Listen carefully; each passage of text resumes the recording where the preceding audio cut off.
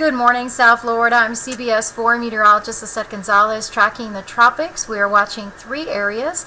We'll begin with Hurricane Maria, Category 2, intensifying here over the Windward Islands and forecast to move west-northwest and become a major Category 3 hurricane as soon as later today, and unfortunately moving across parts of the Leeward Islands already devastated by Irma. It'll likely continue to strengthen to a Category 4 as we head into Wednesday.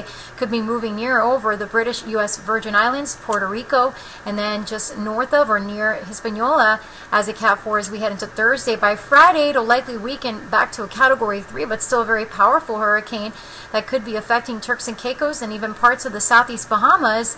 As that cone widens up into the weekend, there's still a lot of uncertainty. The computer models for now are showing that Maria will likely continue to move in that northwest, west-northwesterly path. So what will happen if it interacts with the land with these islands, we'll have to wait and see, and that would also help to determine when it might be taking that turn to the north, as right now the forecast calls for light steering currents into the weekend, and most of the models are keeping Maria to our east. Of course, at this point we cannot let our guard down as that cone is a little too close for comfort, and we'll of course be monitoring every move over the next few days.